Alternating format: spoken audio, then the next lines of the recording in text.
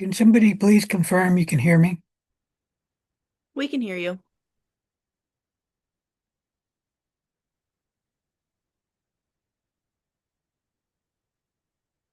Can somebody please confirm you can hear me? We can hear you. Thank you.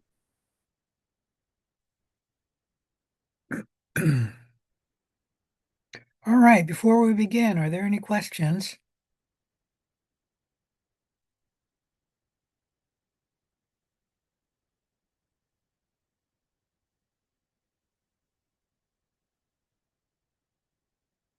Let me share my screen here.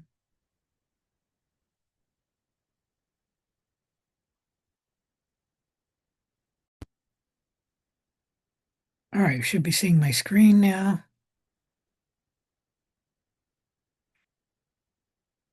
Today is November 13th, and we are supposed to be covering Lab 9 today, identification of gram-negative organisms. A few people asked me in the emails if we were having class on Tuesday. I was not in town on Tuesday, so I could not answer your requests. And if you look at the schedule, you can see there's no class on Tuesday. It was Veterans Day, and in fact, Olive Park College was closed, and they had a note on their web page saying that the college would be closed, everything. On Veterans Day. Any class about anything? Any question about anything? All right, let me state that I've done some grading. Let me stop sharing my screen. I'm going to need to pull up the grade book to see where I'm at. Well, maybe I can't do that. Not easily.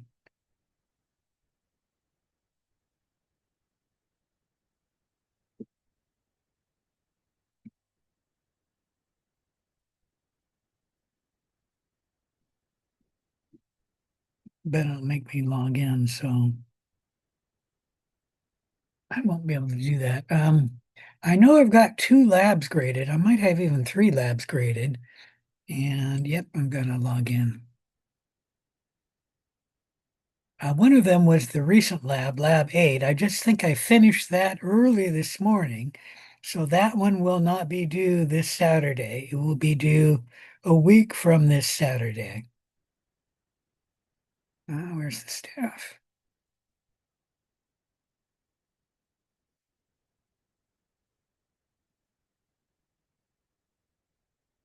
Just hang on a minute. I'm trying to log in here because I don't remember what other labs I've got graded.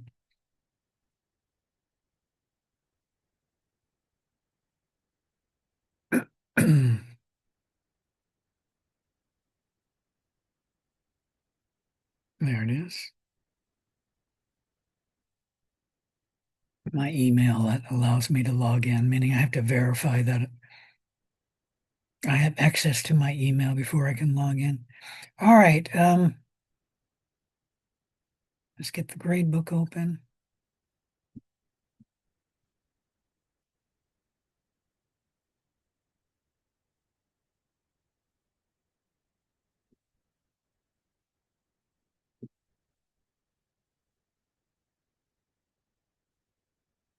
I did get lecture 6, the worksheet graded. I've not gotten lecture 8 graded yet, though, or at least 8A. um,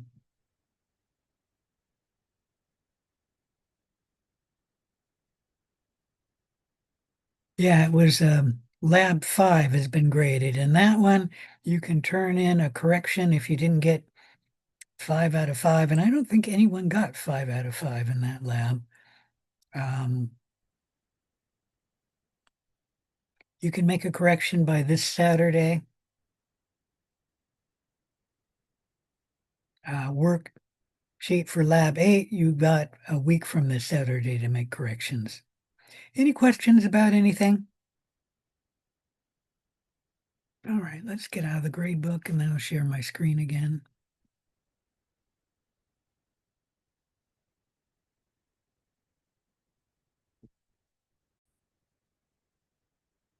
Oh, there's my email. I shouldn't be showing you that.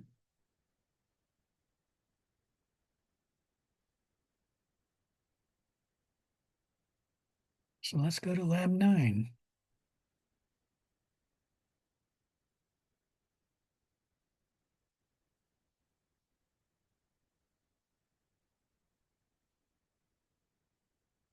All right, lab 9. Can you see my screen now? You should be able to, but just checking. Anyone? Yes. Thank you. Lab 9, ID or identification of gram-negative bacilli. You need to complete the lab 9 module and then the lab 9 worksheet and complete the case studies as well. Lab 9 has some reading, just a page on biochemical tests and bacterial identification, and then a few pages on methods of classifying and identifying microorganisms. Upon successful completion of this lab, you should be able to, one, interpret the results for the following biochemical tests: the Imvik reactions. Imvik is an acronym for the indole test, the methyl red test, the VP or the Voges Perskure test, and the citrate test. You should be able to talk about the carbohydrate fermentation test, and I think we've talked about that one before, and the motility test, and the hydrogen sulfide production test. Any question about any of these tests? You should also be able to explain how to interpret the TSI, that's triple sugar iron test, the SIMS test, and the growth on McConkey's and or MAC and hectonenteric or HE agar plates. And then use biochemical analysis to solve case studies involving gram-negative bacterial infections. Let me warn you, you will be given a key for this lab. Only use the key for identifying the species in this lab. Do not use it for a key for identifying your unknown or for any other lab, meaning this key has been specifically designed for only gram-negative bacteria and only the gram-negative bacteria we're going to discuss in this lab.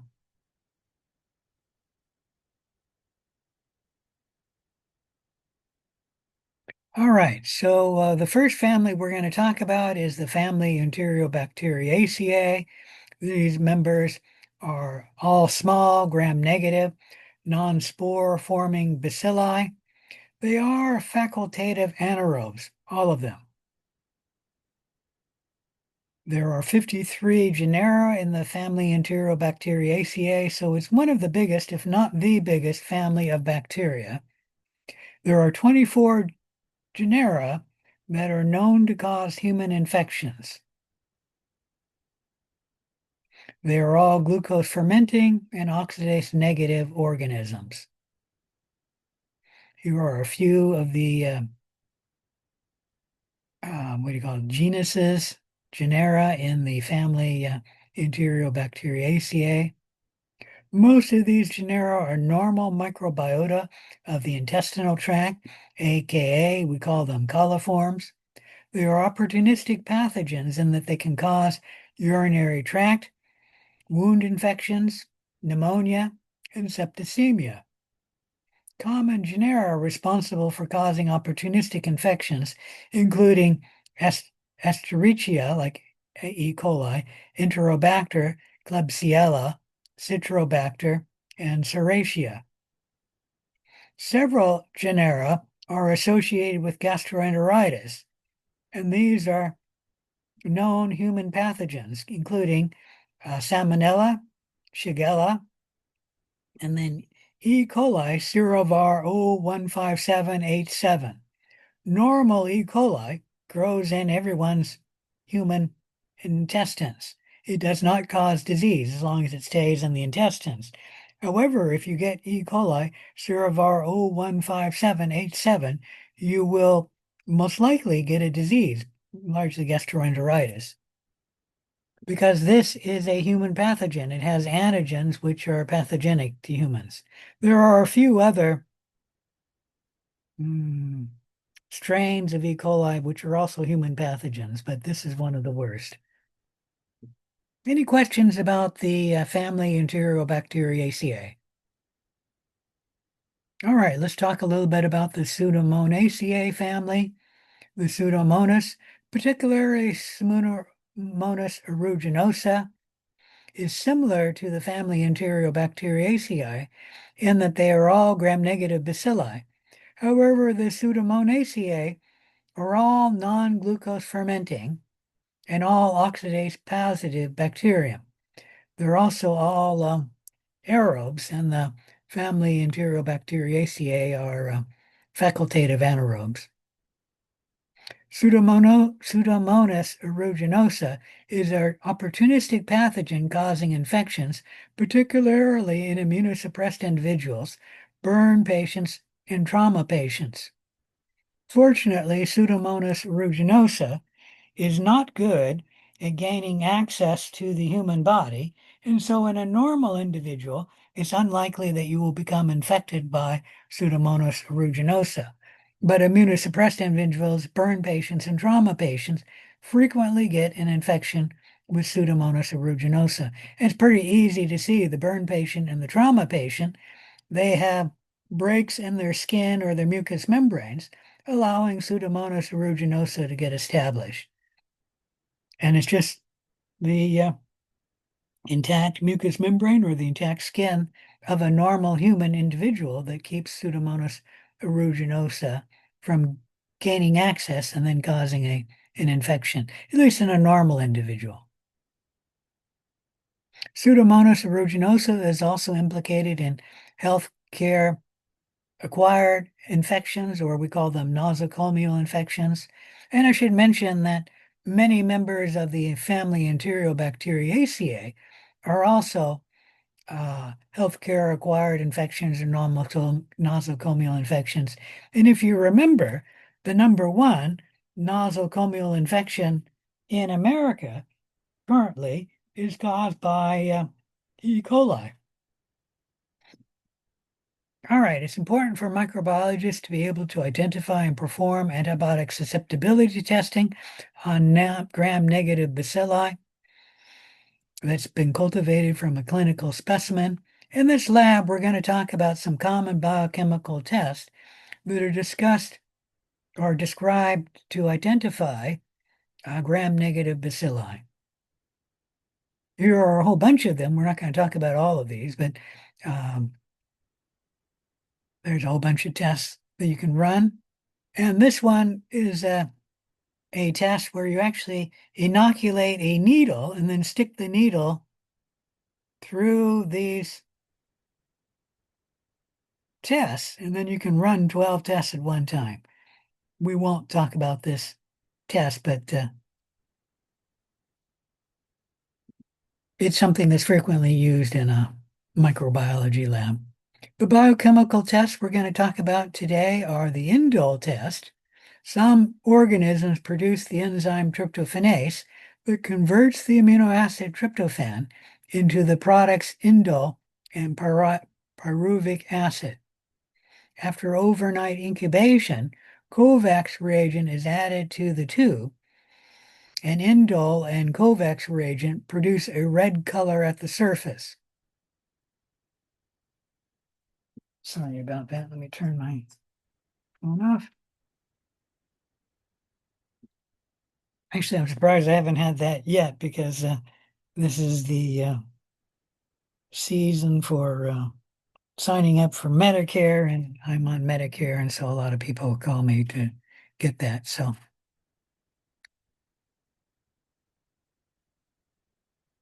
all right. Oh, a Kovacs reagent turns red at the surface.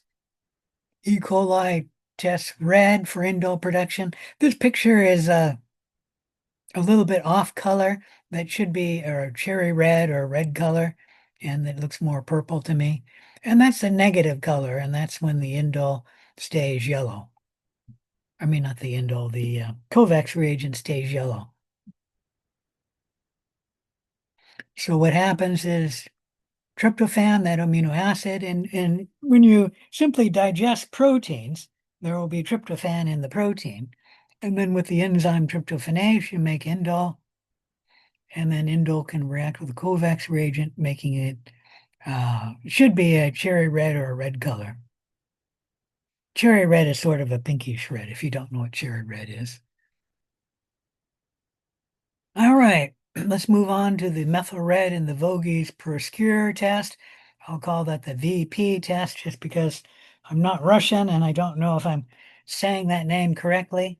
But the MR test and the VP test are used to detect the end products of glycolysis.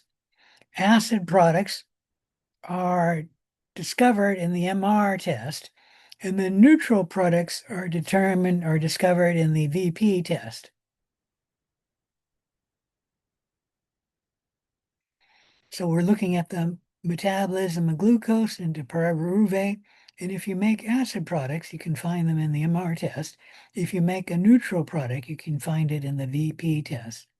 The MR-VP tube is one tube that people inoculate with their bacteria, and then you grow up the broth and then separate the tube into two parts, one part being used for the methyl red test, and then the other part used for the VP test. So this is one tube that starts as one tube, and then you divide it into two tubes to get two tests out of that one tube.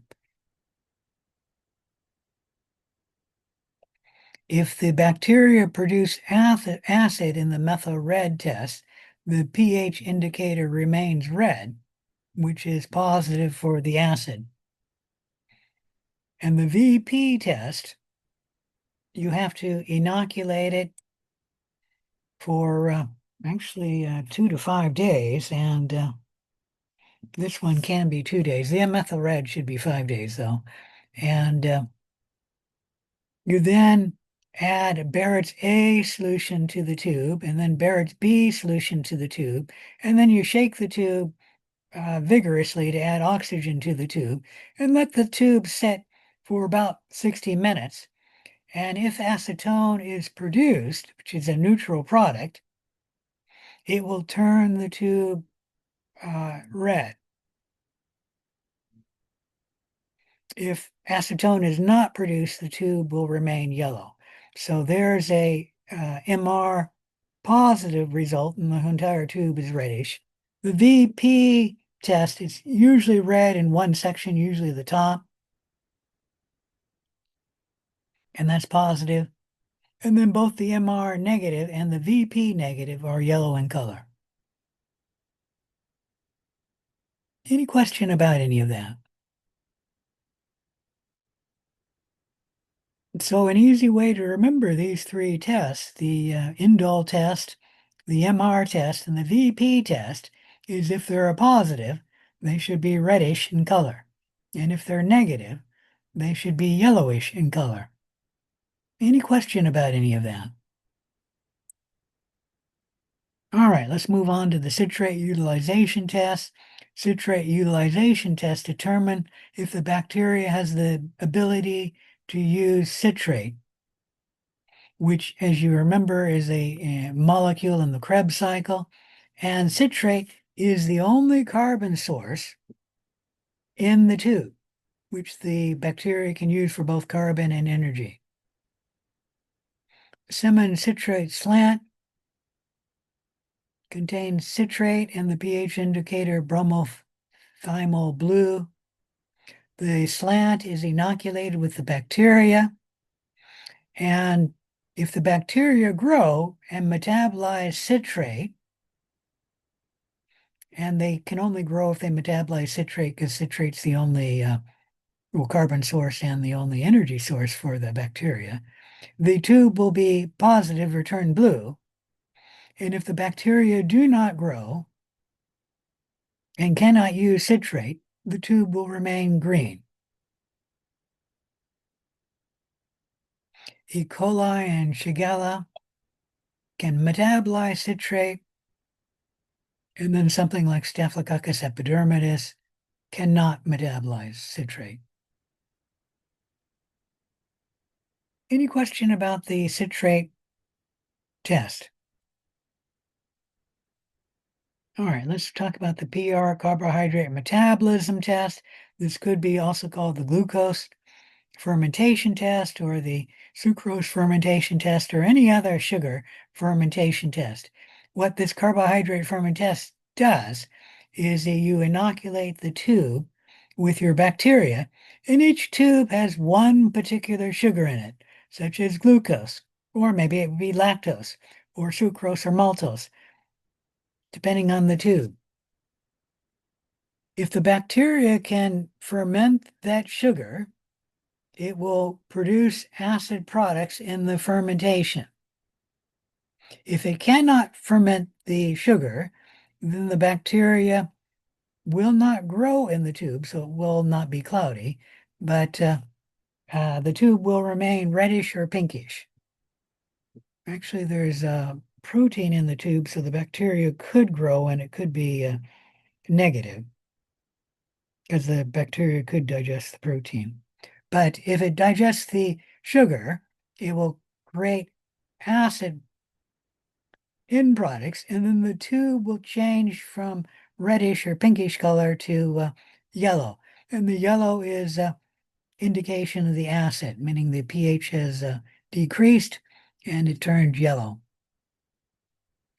If the bacteria can ferment the sugar, it may ferment the sugar producing gas. It may not produce gas, but if it produces gas, then you'll see a bubble in this inverted Durham tube. There's the inverted Durham tube. There's the inverted Durham tube with a bubble in it. So if it's yellow, you actually score that as A for acid. And if it's acid and a bubble, meaning gas, you score it as AG for acid and gas production. And then this will be scored negative because that is not fermenting the sugar. And obviously, if it's not fermenting the sugar, there's no gas production. Any question about any of that? All right, remember, each of these tubes will only have one sugar in it. And so you're looking at the fermentation of that sugar in that tube. And we call it the PR carbohydrate metabolism test, but it could also be called the glucose fermentation test or the lactose fermentation test or whatever sugar fermentation test it is. Any question about the PR carbohydrate metabolism test? All right, let's talk about the motility test. Some bacteria possess flagella, and they are motile, meaning they can swim or move in a liquid broth. Other bacteria lack flagella, and they are non-motile.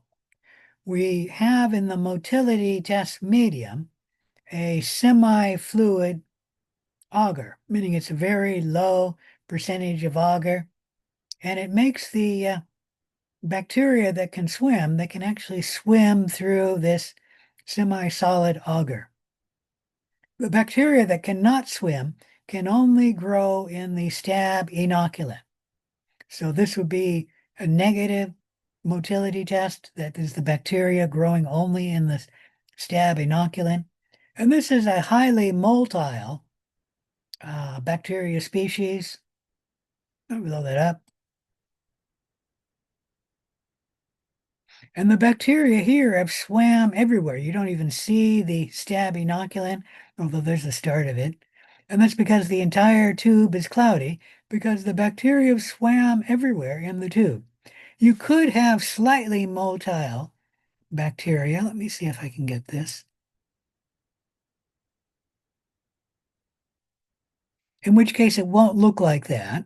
You'll have a tube, and instead of only growing in the stab, the bacteria will flare out from the stab.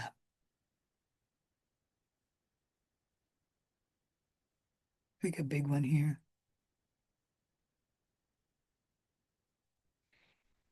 And the bacteria on the other side can have a different flaring pattern. It can be about the same pattern as well. Oops. And then the agar surface will be something like that. So if you see a flaring pattern, that means the bacteria are slightly motile. But if the bacteria are very motile, you will see the entire tube being, oops, well, where is it? The entire tube being cloudy. That's the word I'm looking for. And this right there, you can see the auger there is semi-clear, no cloudiness here. So that's negative. And there are highly motile and then slightly motile organisms. Any question about the motility test? Shrink that down.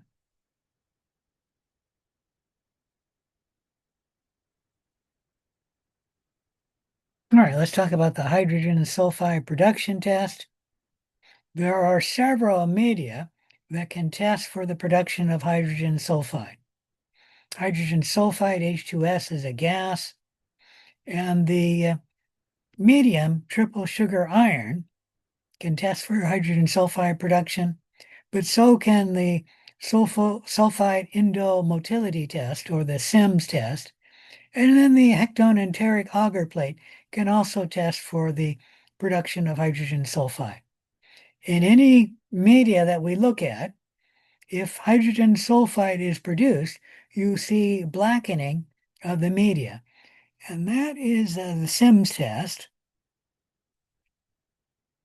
Here we see blackening of the media in the triple sugar iron test. That's the SIMS test again.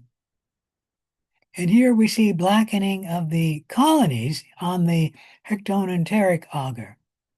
So wherever it's black, then hydrogen sulfide is being produced. Any question about any of that?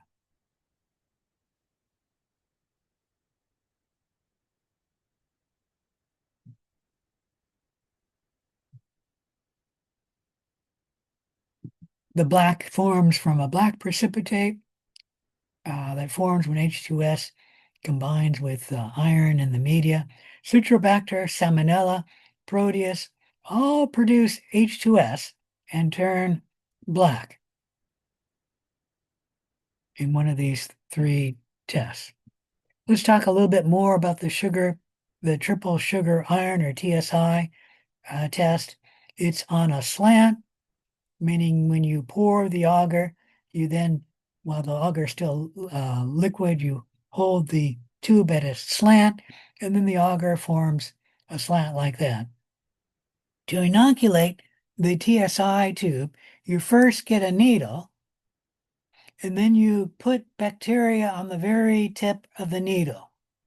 And then you inoculate the butt of the tube, meaning the lower portion of the tube. And that should actually go down. This is going down about halfway into the butt. It should go down about 2/3 of the way into the butt. You don't want to go all the way into the butt, because if you touch the needle onto the glass of the tube, you can damage the needle. And you want the needle to be straight so that you're making a straight stab, as well as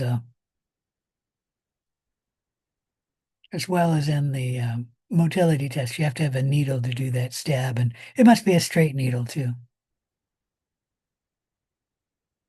Once you have the butt inoculated, then you pull out the needle, and then you pick up bacteria once again on the tip of the needle, and then you inoculate the slant with the bacteria. This is to get the bacteria to grow somewhat, if not totally, anaerobic in the butt, and then grow aerobic on the slant. Any question about any of that? Now, the TSI tube has 3 sugars in it: glucose, lactose, and sucrose, but the glucose is 1/10 the concentration of the lactose and the sucrose. It also has the pH indicator phenol red, and that's to detect acid production. So if acid is produced, the tube will change from red color to yellowish. And it has sodium thiosulfate in it and ferrous sulfate, which are indicators to detect hydrogen sulfide. So if hydrogen sulfide is made in the tube will turn black.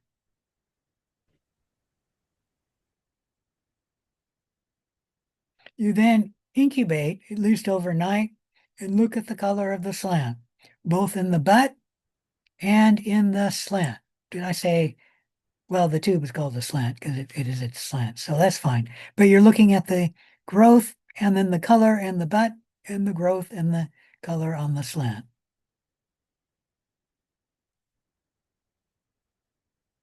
You get multiple results for this tube. This is a negative result where both the slant and the butt keep their original reddish color. I'm going to talk about this one next because it's the next easiest to talk about tube 4. In tube 4, you'll note that the butt and the slant are yellow, and that means that glucose plus either lactose and or sucrose are fermented, meaning if the tube is all yellow, you get both glucose and at least one other sugar being fermented. This tube is showing you gas production, as we can see a bubble right here. And if you look up here, you can see a breaking of the agar. That's from the gas being produced. So this tube would be scored as glucose plus at least lactose and or sucrose being fermented, gas produced, and it's not black, so there's no hydrogen sulfide being produced in tube 4. Any question about any of that? And you can see how complicated this is. Let's talk about tube 3 next. You'll note that the butt is yellow, but the slant is red. That's because the bacteria can only ferment the sugar glucose. So if it ferments glucose and one or both other sugars, both the butt and the slant will be yellow. But if it only ferments glucose, the slant will be yellow and the butt will be red. Why the butt is red is because, not the butt red, the slant is red, is because the bacteria initially turned the slant yellow as it fermented the glucose.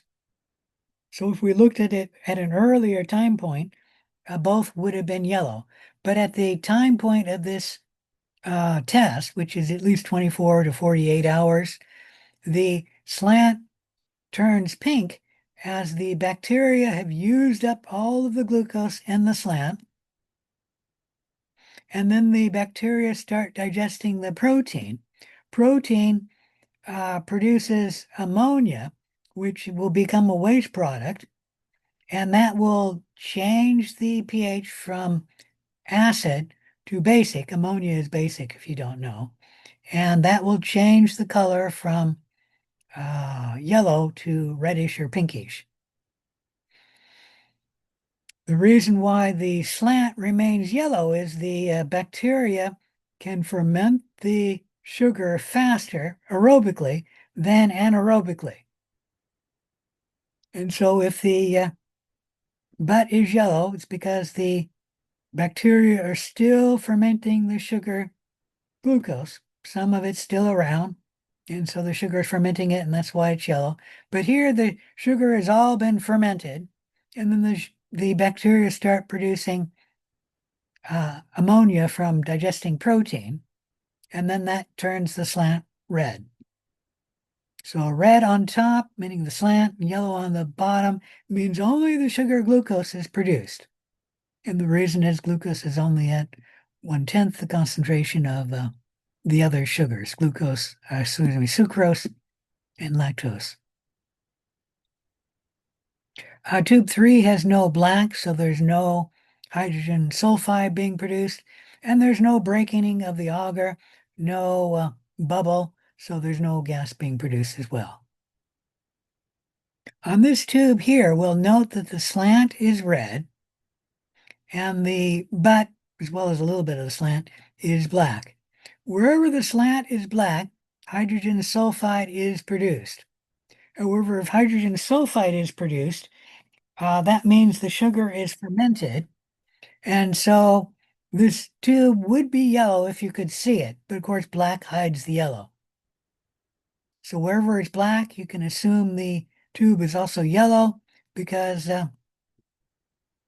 wherever hydrogen sulfide is produced, the sugar is fermented.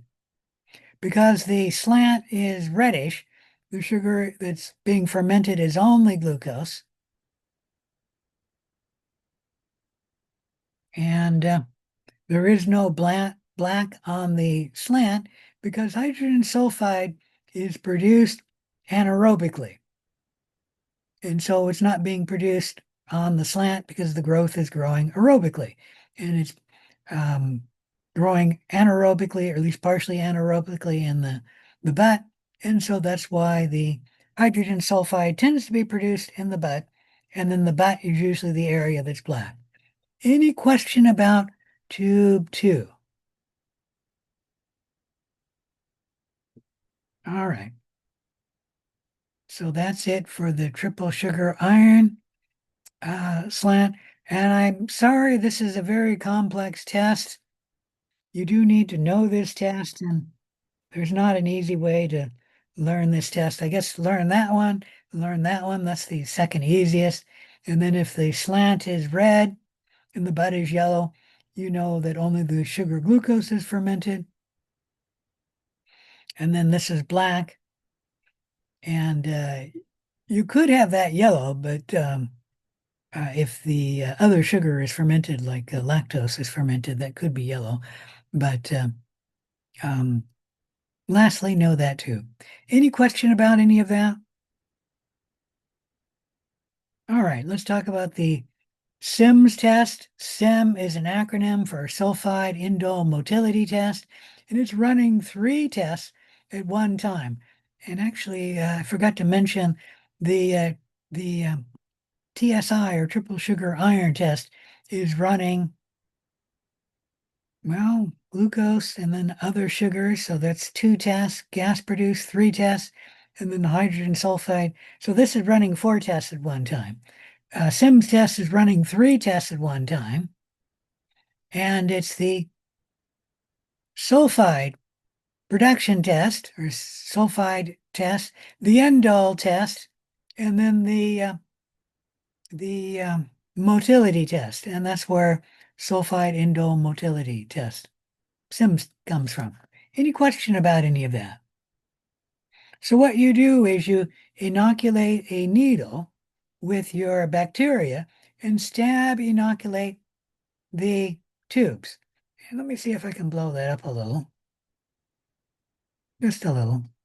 You can actually see the stab inoculate on that tube and that tube, kind of on that tube and then on that tube. Once you incubate the tube, you then add Kovacs reagent to the top of the tube. Let me draw that down a bit so I can read this better.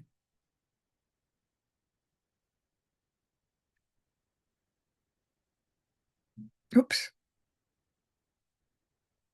All right. So we add Kovacs reagent to the top of the tube.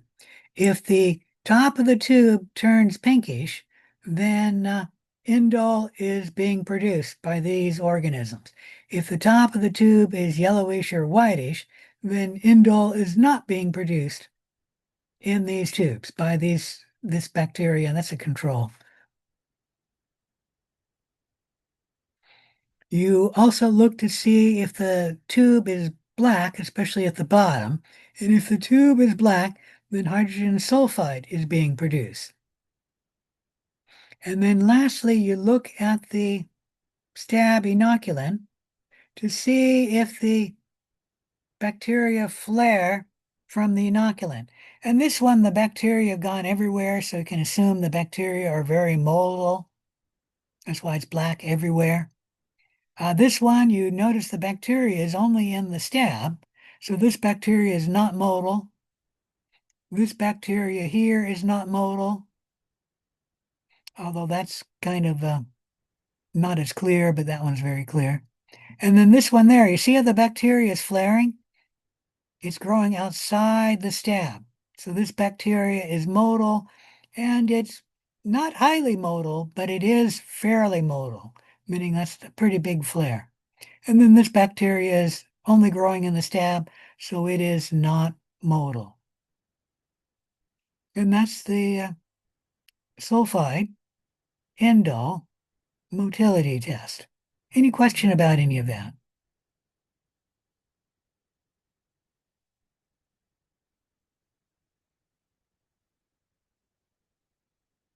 All right, let's talk a little bit about the McConkeys and the hectone-enteric auger, also called the MAC plate and the HE auger plates. The purpose of MAC and HE, these media select for gram-negative, especially enterics, to grow, and then they select against gram-positives. They are selected because of their bile salts. That's something that is in people's intestines. And gram-positives don't like growing around bile salts.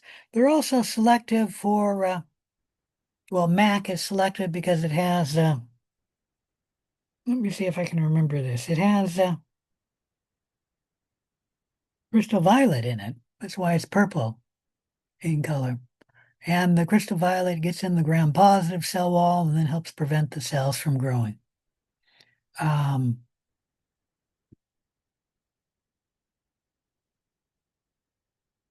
all right, if there's growth on the McConkey's or MAC plate or the HE or the hectone-enteric auger, the growth is likely to be gram-negatives because gram-negatives can grow on these two media, and most gram-positives will not grow. There are a few exceptions, but 95% of the time this is true. Maybe even more than 95% of the time. So if there's growth, it's a gram-negative. On the McConkey's plate, if the growth is pinkish in color, and then there's also pinkish around the growth, that means that the bacteria can ferment lactose, LF, lactose fermenter. And then if the bacteria are their normal color and they're not pink, then the bacteria are gram-negatives, but they're not fermenting lactose. So this would be a non-lactose fermenting bacteria. If the bacteria are growing on the HE plate and the bacteria ferment the sugar lactose, the bacteria will be a salmon color. Salmon is a yellow-orange color, and so this is a lactose fermenter. If the bacteria grow on the plate, then they're gram-negative, and if they're not salmon colored, usually they're white colored, then they are a non-lactose fermenter. It'll be whatever color the bacteria is normally, will be the color of the colonies. But non-lactose fermenter is not salmon color. And then if the bacteria do not ferment lactose and they produce hydrogen sulfide on the HE plate, the colonies will be black in color. I think they'll be black in color if they also ferment lactose. And how you could tell they ferment lactose is you could look around the colonies.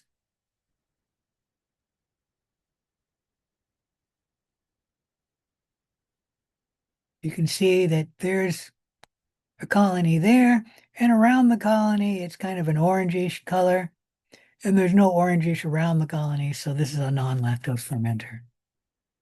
Because it will be black if it produces hydrogen sulfide, regardless if it ferments lactose or not. Any question about HE plates or McConkey's plates?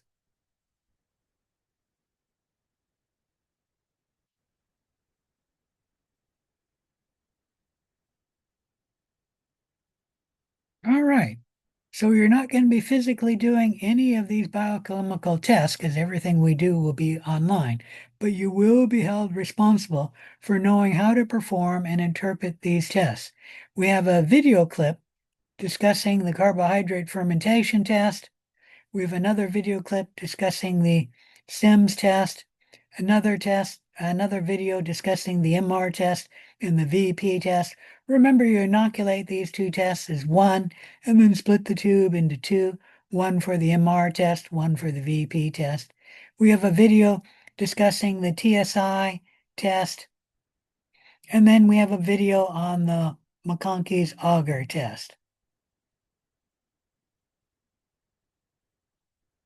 I don't think the MicroBuzz website works anymore, but you should be able to get all the information you need from this worksheet or the lab module to do the worksheet for lab 9. So let's go to the worksheet. The first thing you do is fill in the um, cells of this table for a positive result in the left column and a negative result on the right column. So give me the positive result for the oxidase test, and I put that in for you. The cell or the spot turns blue, and then you fill in the negative result. Give me the positive result for the indole test, and that was discussed in this lab, and then the negative result. Give me the positive result for the MR test, and that was discussed in this lab. Give me the negative result as well. Give me the positive result for the VP test and the negative result as well. And the VP test, as well as the citrate test, all of these tests have been discussed in this lab. So give me the positive result for the citrate test and then the negative result. And for all of these, all you need to do is tell me the color. And then let's move on to carbohydrate fermentation. In the carbohydrate fermentation test, tell me what you get if the sugar is fermented. Like if glucose is fermented, what is a positive result? Once again, all you need to do is tell me the color and then give me the negative result. For the gas being produced, you need to say something like bubble or air pocket.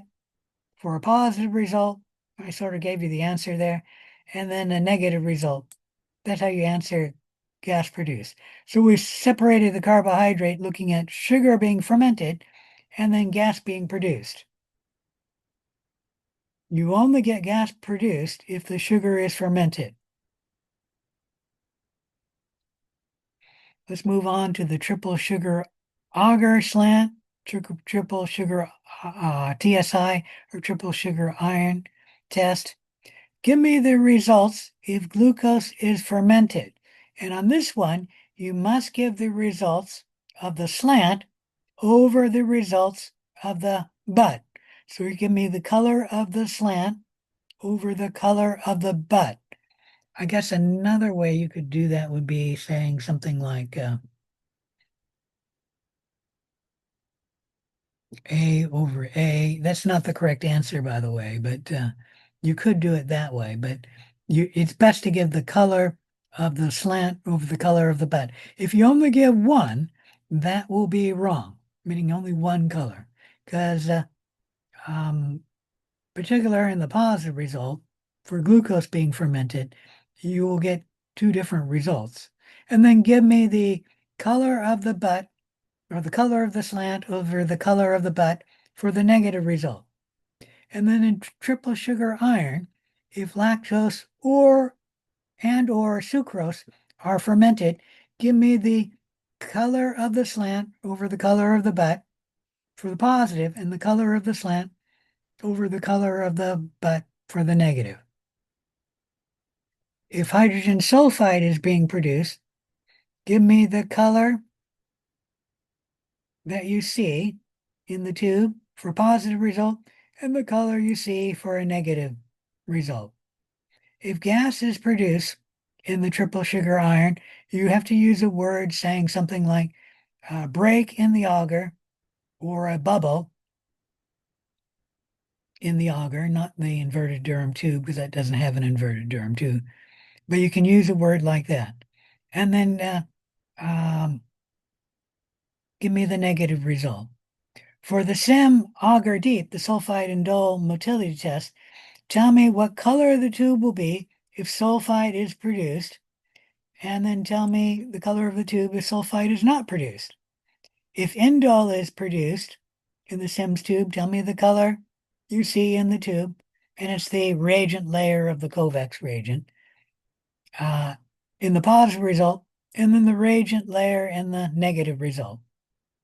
If the tube is motile, you have to say something like growth outside the stab mark or growth everywhere, and then growth only in the stab mark for the negative. And then give me the selective and differential agar for MAC and HE plates. What happens if the lactose is fermented? Tell me the color of the tube. And then tell me the color of the tube if lactose is not fermented. I should break that down into two separate ones, but I've only got one.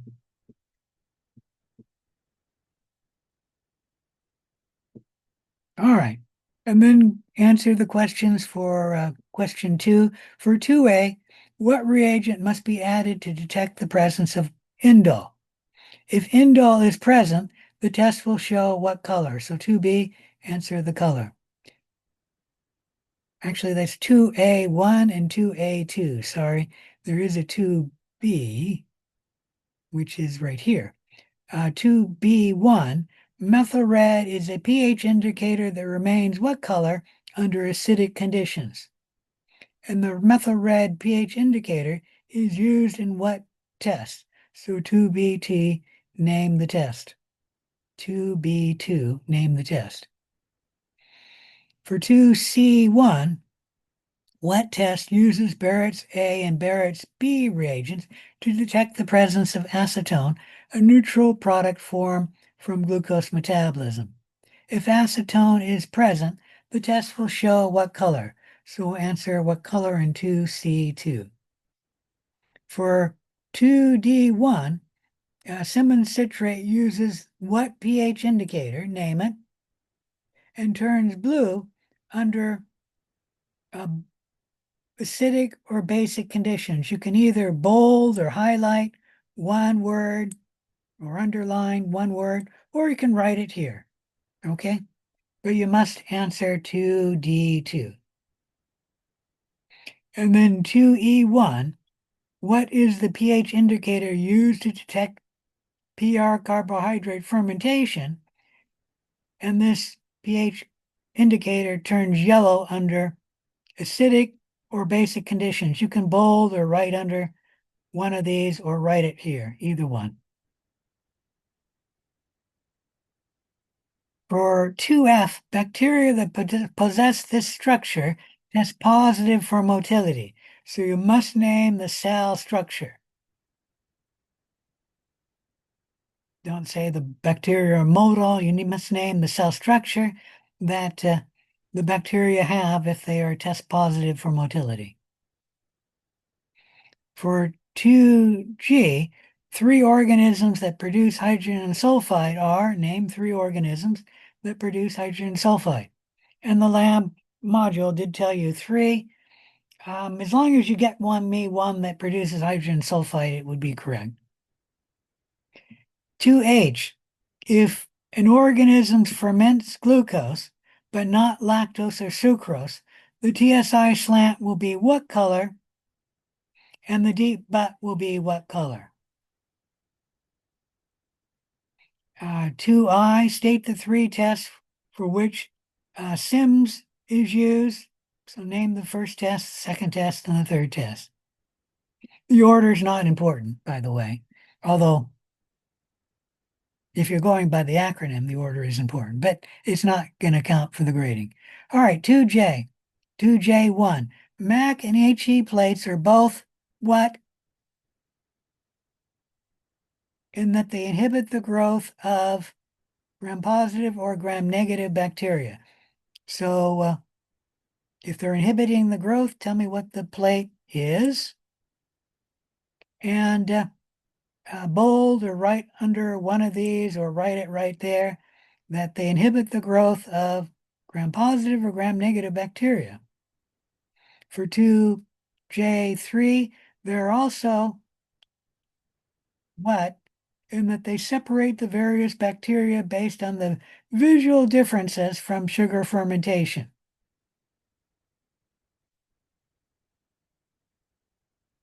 and then complete the case studies identified below. So here is the key for solving the unknown tests.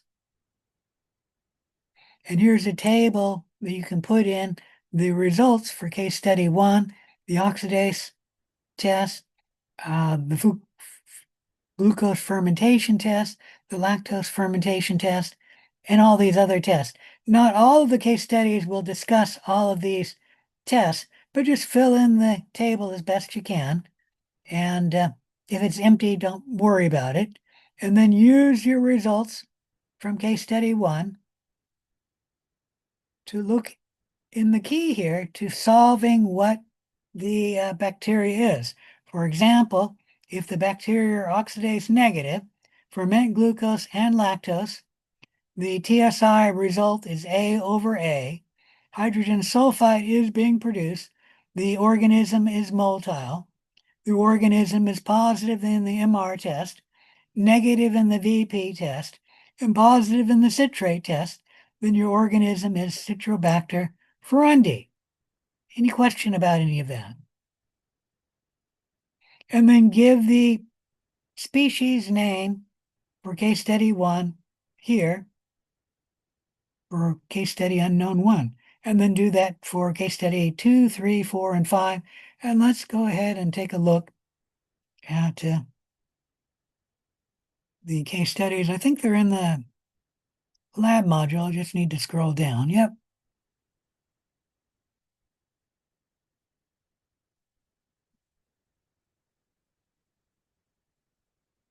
I want to talk about case study 2. Mikey talks his mom into buying a pet map turtle. He does well at changing his water, but he's not necessarily diligent about washing his hands after touching the turtle. About 2 weeks later, Mikey develops diarrhea, nausea, and fever. His pediatrician orders a fecal specimen for routine culture and sensitivity testing. And here are some results. Here is the bacteria growing on the MAC plate, and the arrow denotes colonies of interest.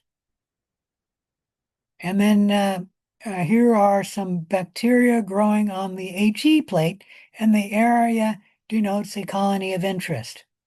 That's an arrow right there.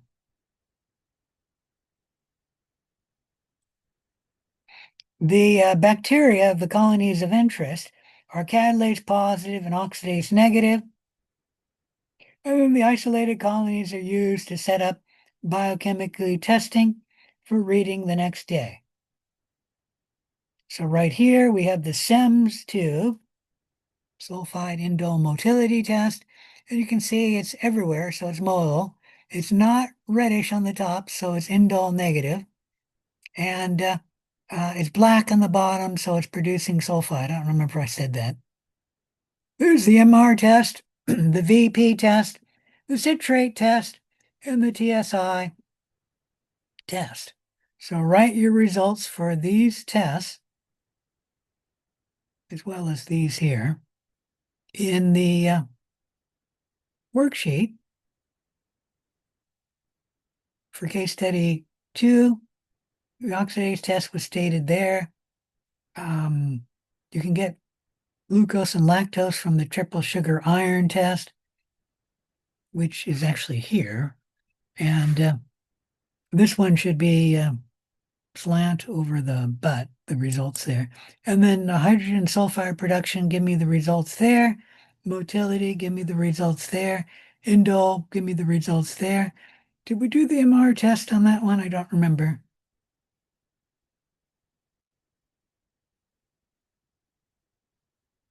Yep, MR test there, and the VP test there, and the citrate test there. So this one, almost all the tests are done. VP and the citrate test there. And then identify the unknown bacteria too. It should be a species in here. And all of them are species except for Pseudomonas. I guess Enterobacter is not a species either. That's the genus.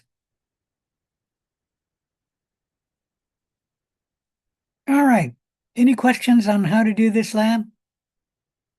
If not, I'll be here until 4 o'clock to help you with the lab.